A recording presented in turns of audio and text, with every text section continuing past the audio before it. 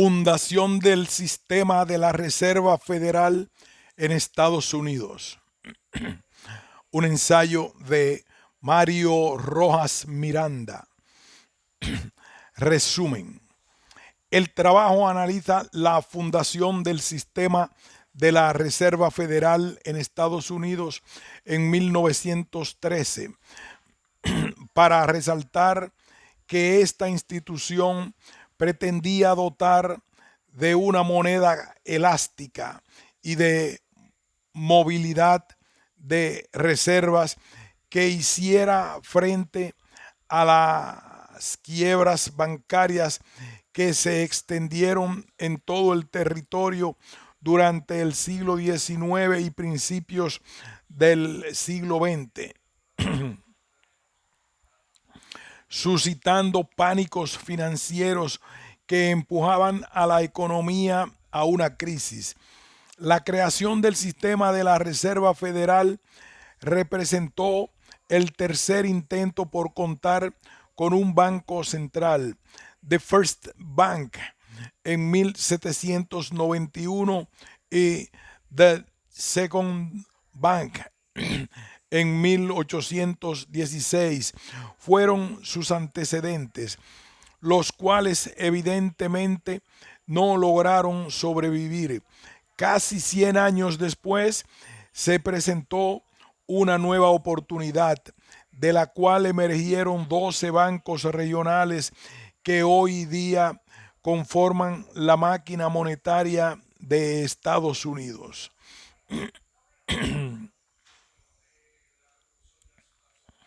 Presentación.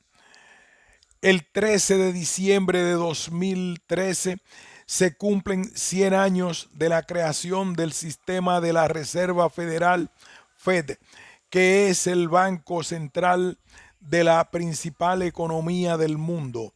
La producción de Estados Unidos representa el 22% de la economía mundial y su instituto central es la maquinaria monetaria más influyente del planeta. A un siglo de la existencia es considerado como una figura insignia de su poder económico.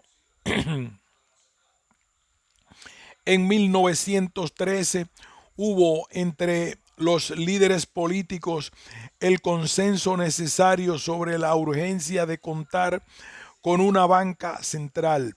Sin embargo, su creación no fue una tarea sencilla. Se trató de un proceso intenso de negociación que satisfizo posiciones de izquierda, centro y derecha, debido a que estos tenían más de una visión de cómo debía ser. Al final se trató de un experimento único. Con la fundación del Fed, la mayoría de los países del mundo comenzaron a crear sus propios bancos centrales. En México, los gobiernos postrevolucionarios fundaron el Banco de México en 1925. Era de esperarse que la fundación del Fed de 1913 influyera en los legisladores en 1917.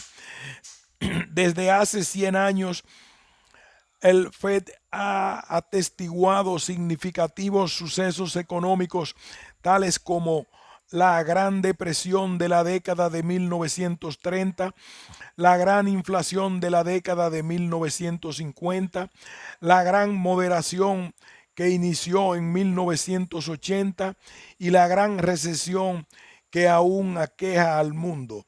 La existencia de los bancos centrales todavía es motivo de un gran debate. Algunos economistas resaltan su trabajo para estabilizar la inflación en torno a un banco y el producto en torno al producto potencial.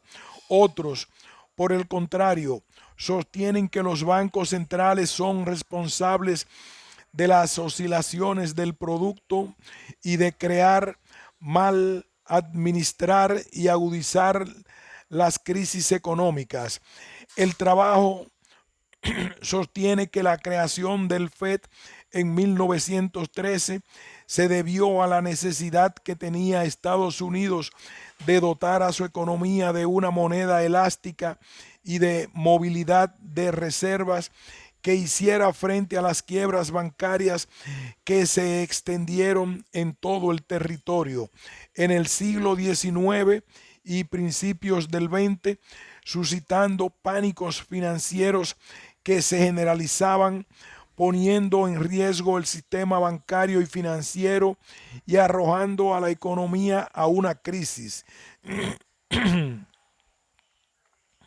La creación del FED representó el tercer intento por contar con un banco central. The First Bank en 1791 y The Second Bank en 1816 fueron sus antecedentes. Estos no lograron sobrevivir el entorno económico y político de la época.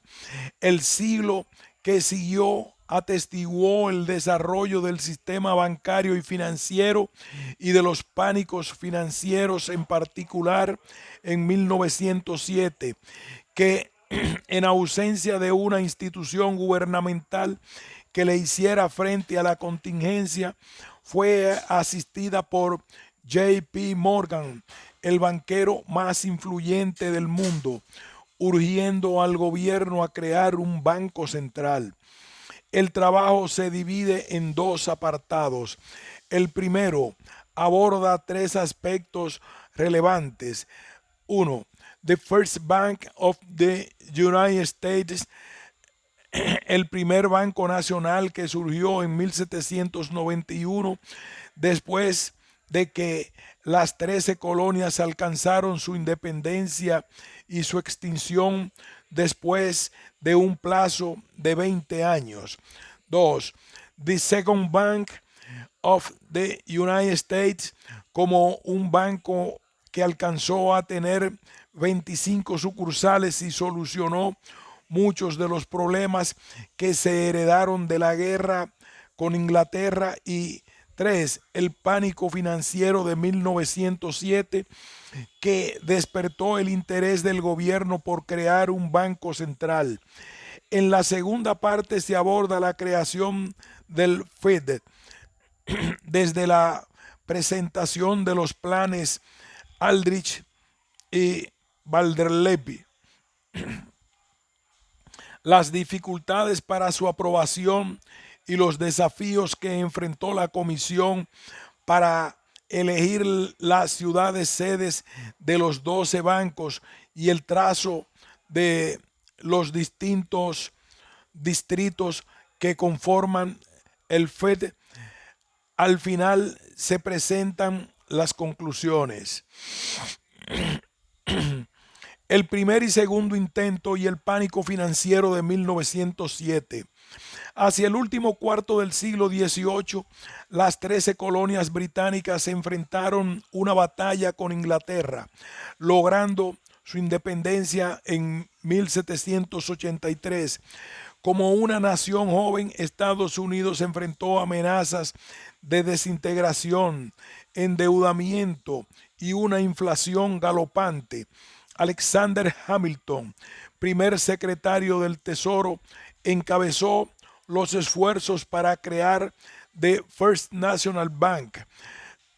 Sus referentes analíticos fueron las obras de grandes economistas como Adam Smith, David Ricardo y David Hume, y en la práctica el Banco de Inglaterra, el cual era un banco de emisión totalmente privado y orgullo del Imperio Británico.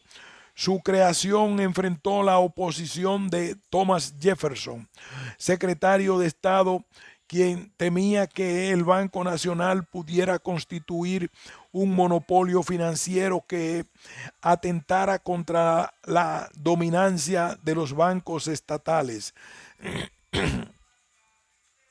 El First Bank fue creado en 1791 para operar por 20 años y la posibilidad de ser ratificado para periodos iguales posteriores. Se constituyó con 10 millones de dólares.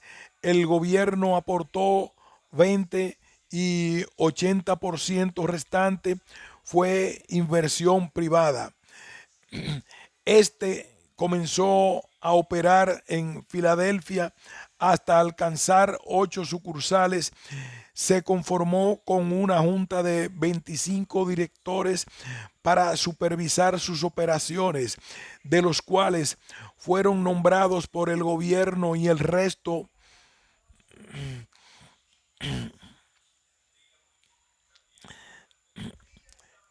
de los cuales 5 fueron nombrados por el gobierno y el resto elegido entre los bancos privados.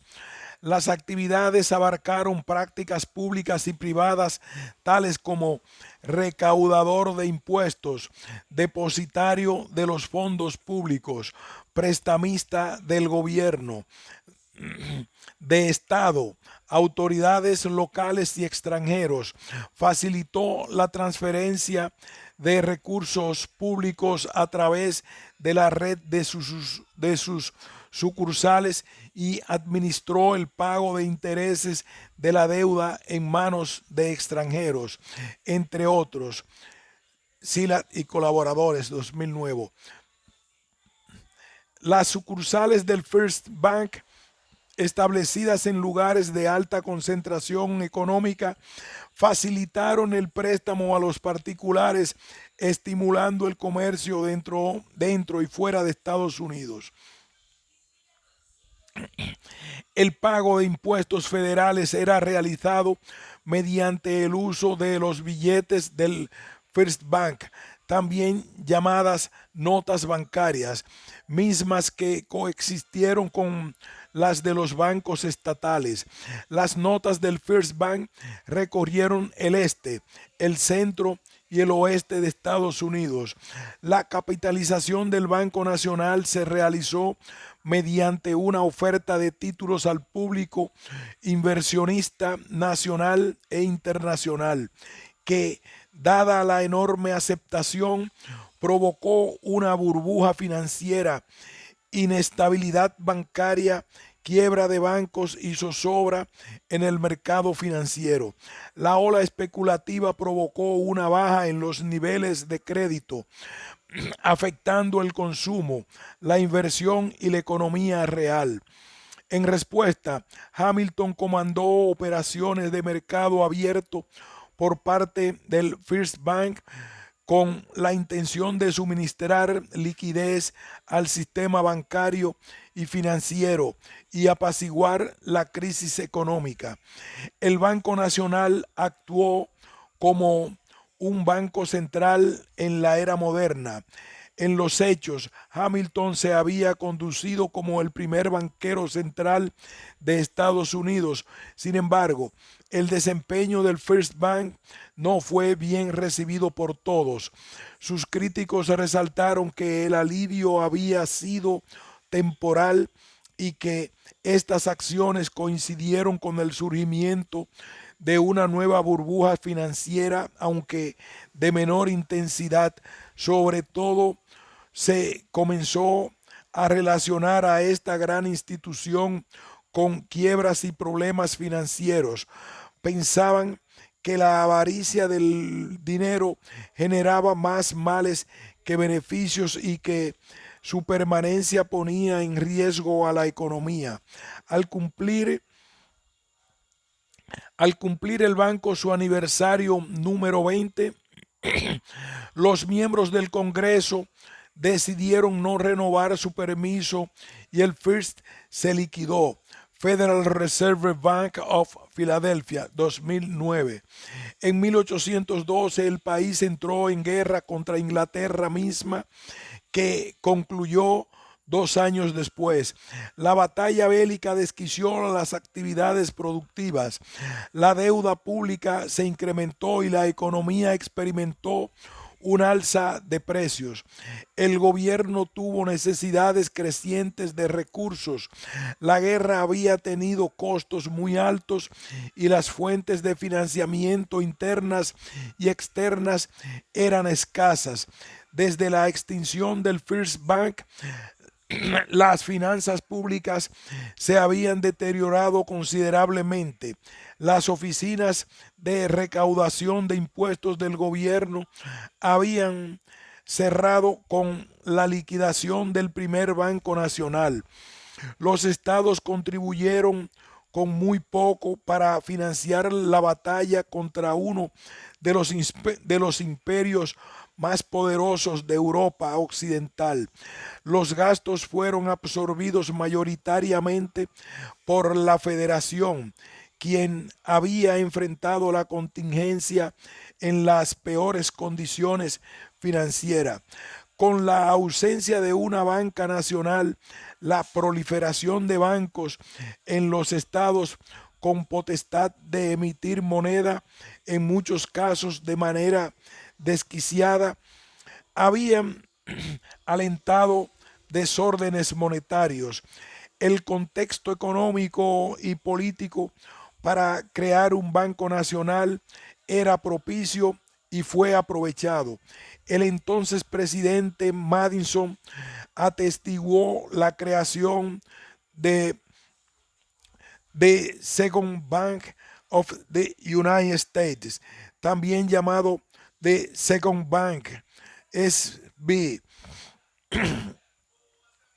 el cual comenzó operaciones en Filadelfia en 1917, en la misma ciudad donde inició el First Bank, hasta alcanzar 25 sucursales. El SB tuvo las mismas características y atribuciones que el First Bank. En realidad se trató de una copia, con la diferencia de que su capital inicial fue 35 millones de dólares, lo cual hizo ser en ese momento el banco más grande e influyente en el ámbito financiero, no solo de Estados Unidos, sino de toda América. A diferencia de los bancos centrales modernos de hoy en día, el First Bank y el Second Bank no fijaron oficialmente la política monetaria y tampoco regularon los bancos. Sin embargo, su tamaño, su capitalización, su credibilidad y la posición geográfica de sus sucursales les permitieron conducir una política monetaria rudimentaria, debido a que las políticas de préstamo y de flujo de fondos del First Bank y del Second Bank alteraban, alteraban constantemente la oferta de dinero, el crédito y el tipo de interés para los prestatarios o usuarios del crédito. Además, los billetes del banco respaldados por reservas de oro y plata sustanciales que permitieron al país contar con una moneda nacional que, además de ser estable, facilitó el intercambio comercial. Sin lugar a dudas, estas son algunas acciones de política monetaria que tienen vigencia y efectos hoy en día. El desempeño del gigante financiero había atraído nuevamente la atención de muchos, principalmente de pequeños propietarios, comerciantes e industriales, quienes veían en esta institución una amenaza para sus negocios. Creían que los grandes intereses bancarios y financieros podían llegar a dominarlo todo, incluyendo a ellos. Este sentimiento se volcó al espectro político y fue capitalizado por algunos representantes, entre ellos Andrew Jackson, candidato a la presidencia por el Partido Demócrata, quien tomó como bandera el rechazo de la Segunda Banca Nacional. Resultando electo en 1828, Jackson vio su triunfo como una prueba de que la gente no deseaba el Second Bank. Al igual que en el primer caso, el banco no contó con la fuerza suficiente de los legisladores y no logró su renovación. Federal Reserve Bank of Philadelphia, 2010. Los pánicos financieros y las corridas bancarias fueron comunes a lo largo del siglo XIX y los primeros años del XX. Algunas de estas crisis fueron más severas que otras, pero la mayoría siguió el mismo patrón. Todo comenzaba con un rumor sobre el colapso de un banco. Esto minaba la confianza sobre el conjunto del sistema bancario y el público se volcaba a hacer filas en los bancos. El miedo de los depositantes a perderlo todo generaba una oleada de retiros. Sin fondos líquidos para atender a la demanda, en un lapso breve los bancos estaban al borde de la quiebra. Muchos no lograban sobrevivir y el contagio se expandía. En respuesta, el crédito se restringía. El verdadero problema recaía en la inelasticidad de la moneda y la falta de movilidad de las reservas bancarias que se manifestaban con las crisis y se trasladaban al resto de la economía. El pánico financiero que ha recibido mayor atención en la literatura económica ha sido indiscutiblemente el de 1907, no por la severidad de sus secuelas en la sociedad, sino porque generó un ambiente de reflexión. Cuando el pánico financiero se suscitó, John Pierpont Morgan, la figura dominante de la banca en América, encabezó los esfuerzos para paliar la crisis, designando un comité de banqueros que tendrían como tarea auditar a las instituciones bancarias con problemas y determinar sus necesidades de capitalización. George Cortelyou, entonces secretario del Tesoro, se trasladó a Nueva York para acordar acciones conjuntas de apoyo con Morgan. Es importante destacar que Morgan no viajó a Washington para entrevistarse con el representante del Tesoro, sino que el secretario se dirigió a Nueva York para encontrarse con Morgan. Thalman y Moen, 1990.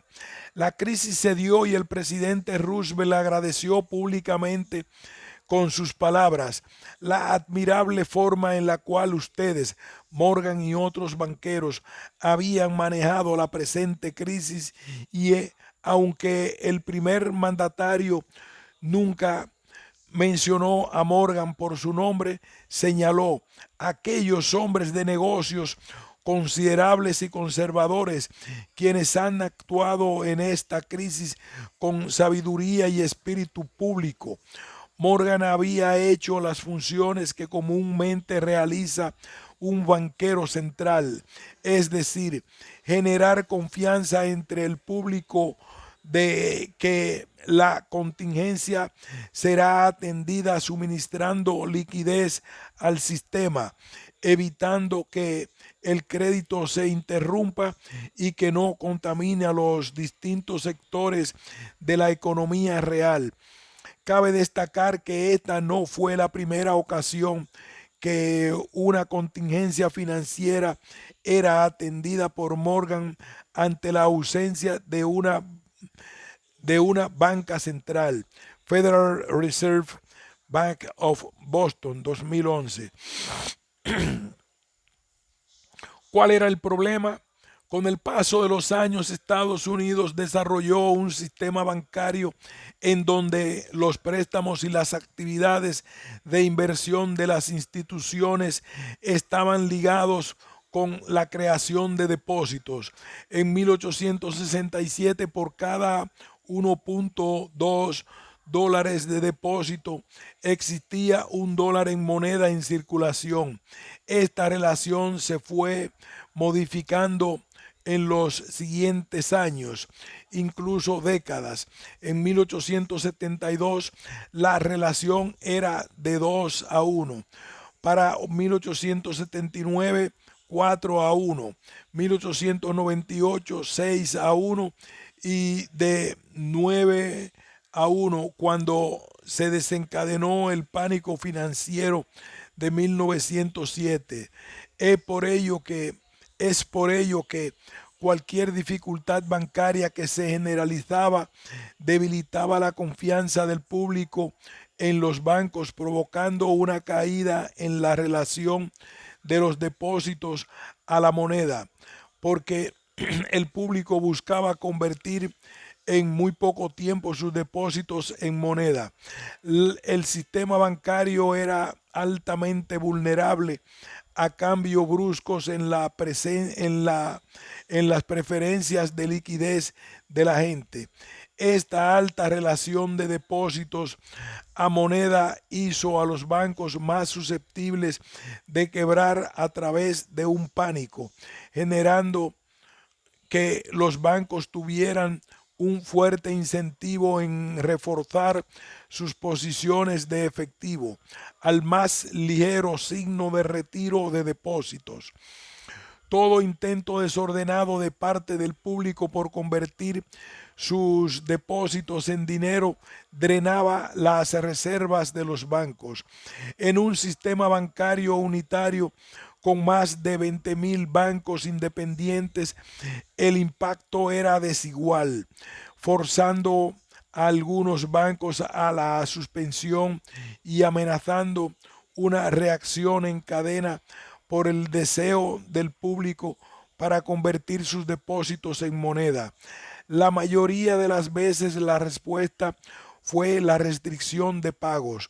Esta medida protegió el sistema bancario y dio tiempo para que el pánico pasara, así como para que la moneda estuviera disponible y la restricción de pagos se levantara cuando la probabilidad del daño disminuía. Friedman y Schwartz, 1963. Los planes Aldrich-Vanderlip, el tercer intento. El ambiente de crisis abrió el camino para la discusión de una nueva reforma al sistema bancario y financiero que resolviera los problemas de la inelasticidad de la moneda y la inamovilidad de las reservas bancarias.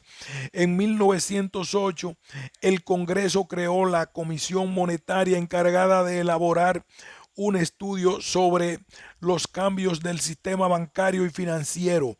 Además, se incluyó una reforma financiera para lograr, aunque con limitaciones, hacer que la oferta de dinero fuera más elástica en momentos de emergencia. La comisión estuvo liderada por el senador republicano Nelson W. Aldrich de Rhode Island, el más poderoso miembro del Senado y representante del poder económico del este del país. La comisión recibió la venta de los banqueros y hombres de negocios. La comisión recibió la venia de los banqueros y hombres de negocios y rechazó y el rechazo de los pequeños productores del campo, industriales y comerciantes, entre otros. Después de 3 años, en 1911, el senador Aldrich expuso en Washington ante un grupo de banqueros y hombres de negocios su plan para reformar las instituciones del sector financiero, que sería llamado el Plan Aldrich. Evidentemente, el proyecto contempló las aspiraciones de los hombres más influyentes de Estados Unidos sobre cómo debía ser un banco central, el cual sería llamado National Reserve Association, con sucursales en todo el país, con el poder de emitir dinero y redescontar el papel comercial de los bancos miembros. Su administración y control residiría en una junta de directores, la cual estaría conformada en su mayoría por banqueros prominentes. En síntesis, se trató de un plan en donde la nueva estructura financiera y bancaria estaría bajo la administración de un instituto centralizado y bajo el control absoluto de la iniciativa privada. Sin embargo, la aprobación de la propuesta se vio interrumpida por las elecciones presidenciales.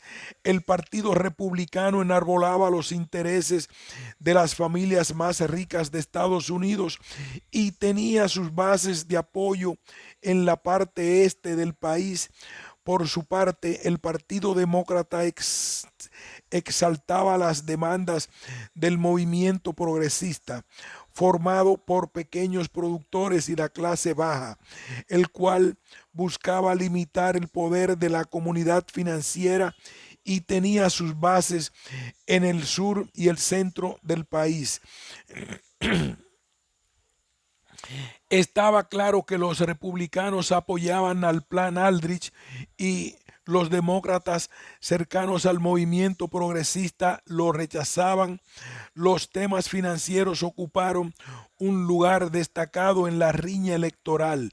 El Partido Republicano perdió las elecciones en 1913 y el demócrata Woodrow Wilson se alzó con la victoria y nombró a William Jennings Bryan, quien fuera enemigo número uno del plan Aldrich, como su secretario de Estado, Boeing y Talam, 1999.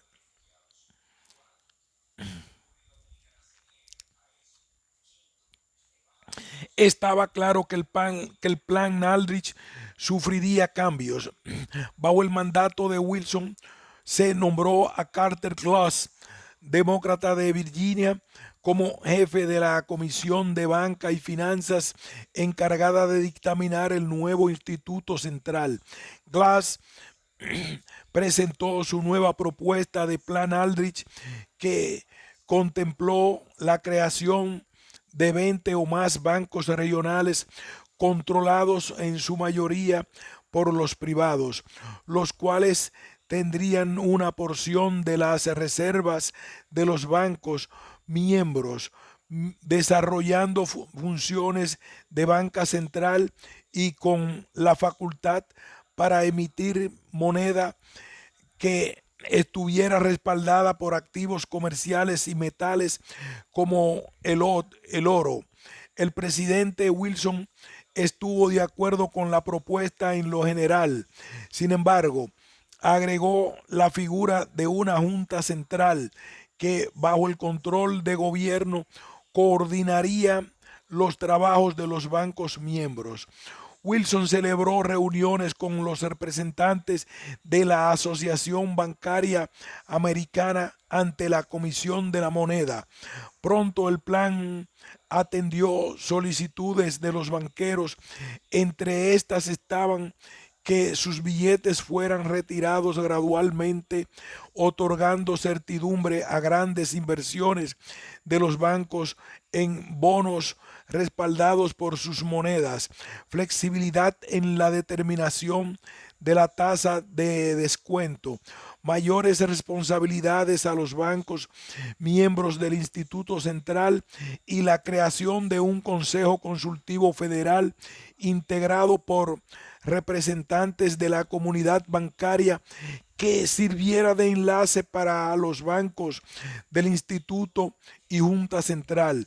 No obstante estos cambios, la comunidad financiera pedía regresar al plan Aldrich original, con un instituto centralizado y bajo el control de los banqueros. Después de un intenso cabildeo, la Cámara de Representantes aprobó el plan Aldrich con una mayoría demócrata. Era el turno ahora del Senado. La minuta fue recibida por la Comisión de Banca en la colegislatura al cargo del senador republicano Ralph Owen Brewster, antiguo aliado del plan Aldrich esta Cámara decidió abrir al público la discusión sobre la ley que crearía el Banco Central. Frank A. Vanderlip, presidente de la National City Bank de New York, compareció ante el Comité de Banca del Senado y propuso un nuevo plan bancario y de moneda. El llamado Plan Vanderlip contempló un banco central con un capital suscrito por el público, el gobierno y los bancos nacionales. Este banco tendría 12 sucursales en el país. Su control descansaría totalmente en manos del gobierno federal y podría emitir monedas respaldadas con activos comerciales y 50% por reservas en oro. Esta propuesta representó un punto intermedio entre los intereses de izquierda del sector agrícola e industrial y de derecha de los banqueros. A diversos integrantes del ala radical les agradaba la idea del control gubernamental del Plan Vanderlip, al igual que a muchos conservadores les simpatizaba porque mantenía el control en un solo banco. La propuesta Vanderlip fue elegida por un estrecho margen frente al plan Aldrich reformado y ya aprobado por los representantes. Las versiones que habían sido aprobadas en su momento por el Senado y la Cámara de Representantes tenían ligeras diferencias, mismas que fueron abordadas en los siguientes días mediante la creación de una conferencia integrada por miembros de ambas cámaras. Entre las diferencias destacaba el número de bancos que formarían el Instituto Central. Lo aprobado por la Cámara de Representantes contemplaba 12, mientras el Senado mandataba máximo 12 y mínimo 8. Los trabajos legislativos de la conferencia terminaron por aceptar la propuesta del Senado. El 23 de diciembre de 1913, el presidente Wilson firmó la ley que creaba la Reserva Federal, Fed. Sin lugar a dudas, su aprobación había requerido de enorme de una enorme negociación política entre radicales del movimiento progresista y hombres de negocios más prestigiados de la nación. La ley recién aprobada contempló la conformación de un comité de organización. En adelante, el comité, considerado por el secretario del Tesoro William J. McDougall, el secretario de Agricultura David F. Houston y el contralor de la moneda John Skelton Williams, quien fue designado posteriormente. La tarea del comité fue elegir las ciudades para asentar los bancos del Fed regionales y dividir el territorio en distritos. La primera ciudad en ser visitada por el comité fue Nueva York, donde se entrevistó con Morgan, quien señaló que esa ciudad debía tener uno de los bancos regionales que debía ser el más grande y dominante para que pudiera recibir el reconocimiento de los bancos centrales de Europa. La siguiente ciudad fue Boston, lugar dominado por los partidarios del Plan Aldrich original, donde se apoyaba la existencia de un banco grande en Nueva York y que en Boston hubiera un banco más. El mismo trabajo del comité continuó en más de 40 ciudades. Entre ellas destacaron Washington, Chicago, San Luis, Kansas, Lincoln, Denver, Seattle, Portland, San Francisco, Los Ángeles, El Paso, Austin, Nueva Orleans, Atlanta, Cincinnati y Cleveland. En abril de 1914, el comité anunció las 12 ciudades sedes de los bancos de la Fed: Atlanta, Boston, Chicago, Cleveland, Dallas, Kansas, Minneapolis, New York, Filadelfia, Richmond, San Luis y San Francisco. A su vez, los distritos fueron trazados. Los criterios básicos de la elección fueron la capacidad de los bancos miembros dentro del distrito para poseer un capital mínimo de $4,000 requerido para cada banco del Fed, conforme a la ley. Las conexiones mercantiles, industriales y financieras existentes en cada distrito, la capacidad del banco del Fed en cada distrito para atender la demanda de los negocios que existen en cada localidad, factores geográficos, una red de transporte existente, de transporte y comunicación, la población, el área y las actividades de negocios que prevalecían en los distritos. Talman y Moen, 2006.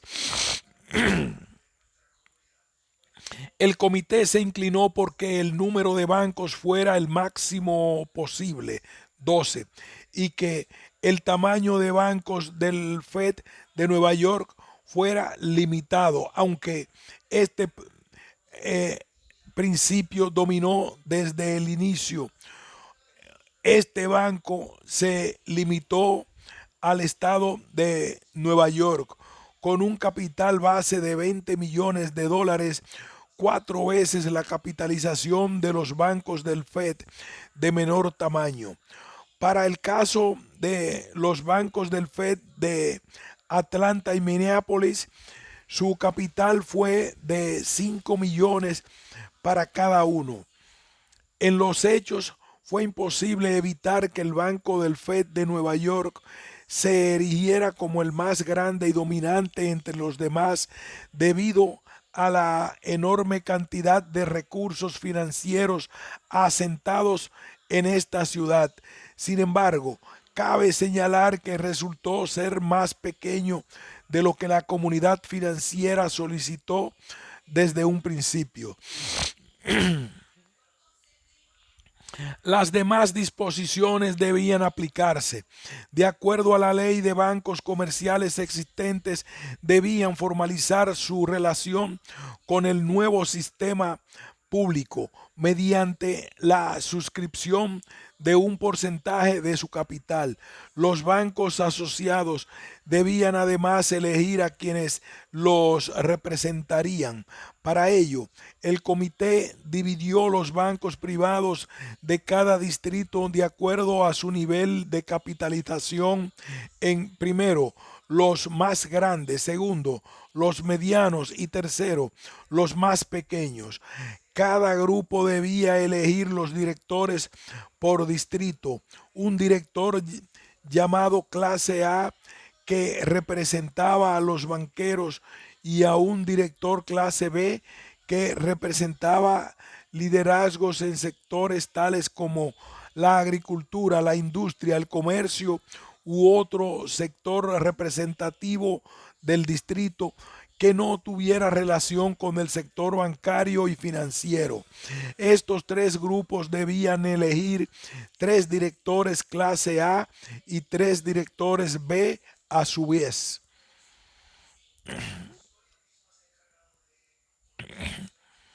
Estos tres grupos debían elegir 3 directores clase A y 3 directores B a su vez.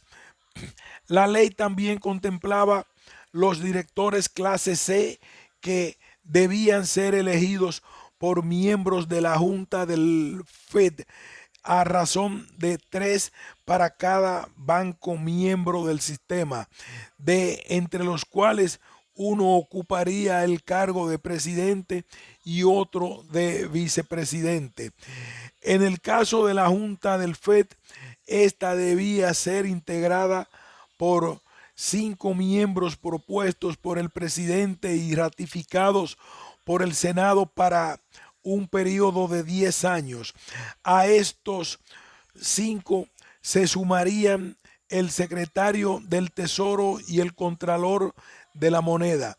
En mayo de 1914, el Senado recibió los nombres propuestos por el presidente Wilson para conformar dicha junta, la cual se aprobó con algunos cambios. Finalmente, las nominaciones fueron aprobadas, de entre ellas Charles S. Hamlin fue designado gobernador y Frederick A. Delano vicegobernador de la Junta del FED. En el plano internacional estaba por comenzar la Primera Guerra Mundial. Roger, 2010.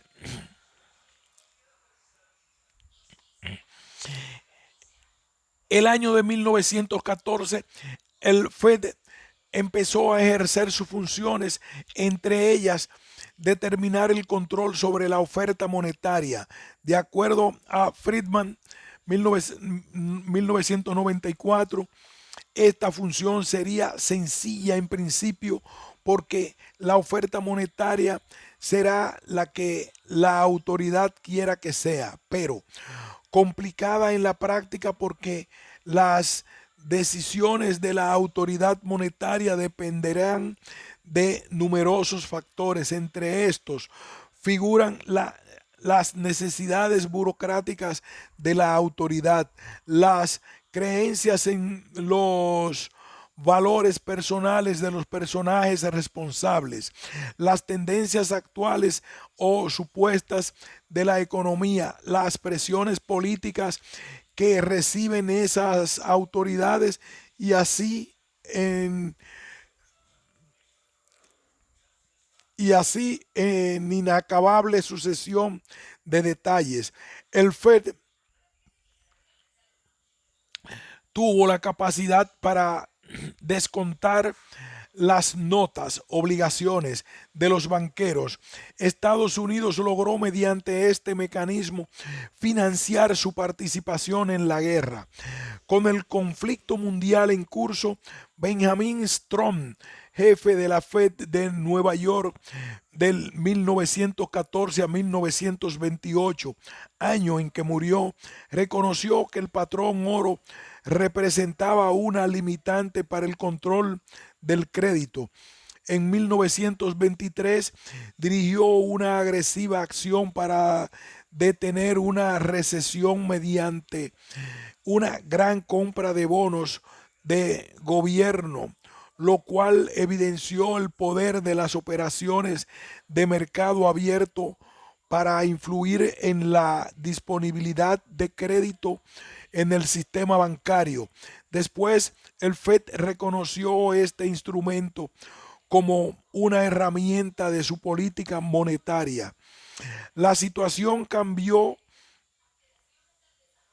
entrada la Gran Depresión, debido a que el Congreso aprobó en 1933 una ley bancaria mejor conocida como la Ley Glass-Steagall, la cual erigió el uso de bonos del gobierno como colaterales para las notas obligaciones de la Fed. La ley también contempló la creación de Federal Deposit Insurance Corporation, lo que colocó a las operaciones del mercado abierto bajo responsabilidad del Fed y pidió que las compañías bancarias conocidas como holding estuvieran bajo su supervisión, una práctica que tendría profundas implicaciones en el futuro. Además, como parte de estas reformas, Roosevelt retiró todos los certificados de oro y plata poniendo fin al patrón basado en oro y otros metales. La ley bancaria de 1935 introdujo algunos cambios en la Junta de la Fed, con lo cual fue nombrada en adelante como Junta de Gobernadores del Sistema de la Reserva Federal. Esta instancia se conformaría con 7 miembros propuestos por el presidente y ratificados por el Senado para un periodo de 14 años. Con la reforma cesó la participación de los titulares del Tesoro y del Contralor de la Moneda en la Junta de Gobernadores del Fed, máximo órgano de decisión de la política monetaria. Sobre estas modificaciones, Friedman, 1994, señala que el cambio de nombre de la Junta de la Reserva Federal por un nombre más largo como Junta de Gobernadores del Sistema de la Reserva Federal se dio por una parte para elevar el prestigio de este órgano de gobierno, debido a que en la historia de los bancos centrales el director siempre se ha llamado gobernador. Ese es el título de prestigio. Antes de 1929, los jefes de los 12 bancos del sistema se llamaban gobernadores, atendiendo el deseo de los fundadores, que había sido el restablecer un sistema verdaderamente regional y descentralizado. Anterior a la reforma, en la Junta de Gobierno del FED, solo el presidente ostentaba el título de gobernador. Los otros miembros eran sencillamente eso, miembros de la Junta de Gobierno. Con la reforma de la ley de 1935, los directores de los 12 bancos se llamarían presidentes y los miembros de la Junta de Gobierno del FED se les nombraría gobernadores, lo cual mostraba en los hechos la transferencia real del poder de un sistema regional hacia uno centralizado que lo aglutinaba todo en Washington, distinto a lo que sus fundadores habían logrado. El ejercicio de este poder discrecional que se derivó de la reforma ha sido algunas veces beneficioso, pero más a menudo ha sido perjudicial. El Fed fue testigo de la multiplicación de los precios en más del doble desde que empezó a operar en 1914 hasta la Primera Guerra Mundial. Posteriormente reaccionó de una manera inadecuada, lo que provocó la subsiguiente y grave depresión de 1920-21. Tras un breve periodo de estabilidad en los años 20, sus medidas intensificaron significativamente la contracción de 1929-1933. En el año 1951, el entonces presidente Harry Truman, secretario del Tesoro John Snyder, apoyaban el que las tasas de interés bajas permanecieran fijas. El presidente pensó que disminuir el valor de los bonos era su derecho. A pesar de la opinión de Truman y Snyder, la Fed se enfocó en la necesidad de contener las presiones inflacionarias que se agudizaron cuando se estaba desarrollando la guerra de Corea.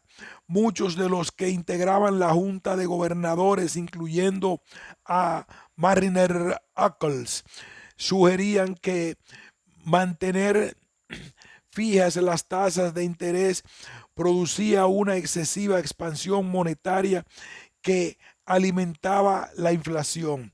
Después de un acalorado debate entre la Fed y el Tesoro sobre el control de las tasas de interés y de la política monetaria, su disputa concluyó en un acuerdo conocido como el Acuerdo Tesoro-Fed, el cual eliminó la obligación del Banco Central para monetizar la deuda del Tesoro. Este acuerdo llegó a ser esencial para definir el rol que juega hoy en día la política monetaria en Estados Unidos. Conclusiones. La creación de la Fed en 1913 representó el tercer intento de Estados Unidos por contar con un banco central que atendiera a los problemas que enfrentaba el sistema bancario y financiero. La aparición del First Bank y el Second Bank en 1791 y 1816 respectivamente respondieron a la necesidad de contar con bancos nacionales que fungieron como agentes financieros del gobierno. El mayor referente en ese momento era el Banco de Inglaterra, una institución privada. El dotar a la economía de una moneda de circulación nacional generó ventajas y desafíos que se tradujeron en dinamismo económico y crisis financieras por la expansión del crédito. Se experimentó con las operaciones de mercado abierto, logrando que éstas incidieran en el ciclo económico, algunas veces con éxito y otras generando graves consecuencias. Los distintos actores económicos lograron percibir el poder que alcanzó una institución financiera de carácter nacional. Los bancos estatales regionales vieron minado su actuación frente a la banca nacional. En consecuencia, el First Bank y el Second Bank no lograron sobrevivir al entorno político nacional que se presentó tan pronto como su renovación fue sometida al Congreso. Casi un siglo tuvo que pasar para la construcción de un nuevo Banco Nacional. Durante este tiempo, las instrucciones bancarias se extendieron de la costa este a la oeste y el centro de Estados Unidos, rebasando la regulación del Estado y creando desórdenes bancarios. Los pánicos financieros que azotaron a Estados Unidos durante el siglo XIX y el primer cuarto del siglo XX fueron una muestra de esto. Sin embargo, generaron el ambiente de reflexión para resolver esta situación. En el 13 de diciembre de 1913 se fundó el Fed para dotar a la economía de una moneda elástica y de movilidad de reservas que hiciera frente a las quiebras bancarias que se extendieron a lo largo de Estados Unidos. El desarrollo de un sistema bancario ligado a la creación de depósitos hizo vulnerable el sistema financiero a cambios bruscos en las preferencias de liquidez de las personas. La respuesta fue la creación de un banco central controlado por el gobierno, descentralizado y con injerencia limitada por parte de los particulares. Su aprobación en el Congreso se concretó después de una intensa y audaz negociación política del gobierno federal. Al final, se trató de un experimento único que no tenía referente en ningún lugar del mundo. Se trató, sin lugar a dudas, de una acción pragmática. La crisis estalló en 1929, puso a prueba la maquinaria monetaria del gobierno. El desempeño de la política monetaria no logró sacar a Estados Unidos de la crisis y generó la Gran Depresión. Se relegó entonces la actuación de la política monetaria a cargo de la Fed en un segundo plano y se pensó que era como una cuerda que jalaba pero no empujaba. Las políticas del dinero barato se extendieron en los años que siguieron desatando la gran inflación de la década de 1950. La Fed sufrió modificaciones, se dio paso a un sistema centralizado y colaborador del gobierno para financiar el gasto público fundamentalmente deficitario. Posteriores desarrollos como la existencia de una tasa natural de desempleo, expectativas racionales, el problema de inconsistencia dinámica, reglas de política, autonomía de la banca central y blancos de inflación redefinieron el rol de la política monetaria entrada la década de 1980, dando lugar a la gran moderación misma que terminó en 2006 para observar la gran recesión que todavía aqueja a Estados Unidos y diversas partes del mundo. Fin de este ensayo sobre el origen y el mantenimiento de la Reserva Federal.